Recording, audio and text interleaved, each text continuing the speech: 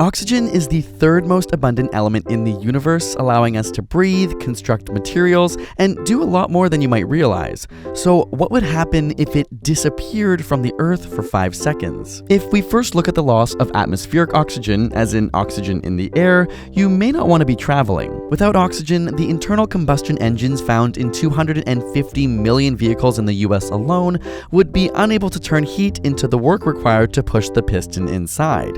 Cars would most likely not start and, if already moving, would stop running immediately. Considering that an estimated 100 airplanes take off or land every minute, the loss of oxygen could also cause some early crash landings all over the world, although airplanes already in the air could probably glide safely until oxygen returned. But would you suffocate? Oxygen does play a crucial role in one of the last steps of cellular respiration, but luckily our bodies have alternative pathways that help us survive when we temporarily lack oxygen. For example, during intense exercise, muscle cells will use up all of their oxygen and switch to a process called lactic acid fermentation, which uses glucose to produce energy. Cells lacking oxygen also have been shown to reprogram themselves to prioritize and make the most necessary proteins first. All in all, if you can hold your breath for 5 seconds, then you'll most likely survive the atmospheric oxygen apocalypse. But when we take the question literally, as in what would happen if we lost the oxygen atom completely, obliterating it from compounds like water, quartz, and ozone,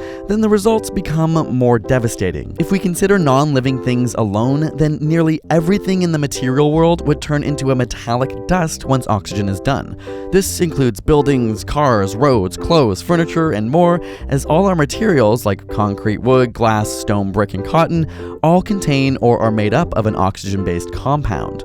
Without the oxygen bond, many of these compounds would be left with their elements unbound and in their simplest form. And while all your favorite stores and possessions turn to dust, they'll be simultaneously collapsing into the center of the Earth to be burned in a fiery oblivion. As oxygen makes up 46% of the Earth's crust, the ground beneath us would cease to exist. The ocean, which covers about 70% of the Earth, would evaporate and become hydrogen gas, and upon the return of oxygen 5 seconds later, the reaction between hydrogen and oxygen would release mass amounts of heat as water is produced again. So the world would end all around us. But that's okay, you probably won't be around to witness any of this, as all our living cells contain water and will, like the ocean, evaporate into space as hydrogen gas. The rest of us would be dead dust as well. With oxygen and hydrogen gone, we've lost 75% of our elemental makeup, and only a pile of carbon, nitrogen, calcium, phosphorus, and other trace elements would be what's left of our bodies. Without oxygen, it's safe to say you wouldn't feel so good.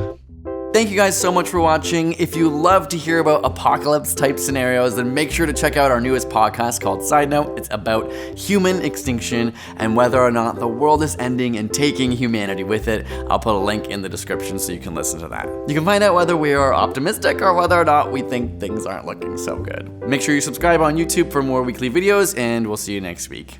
See ya.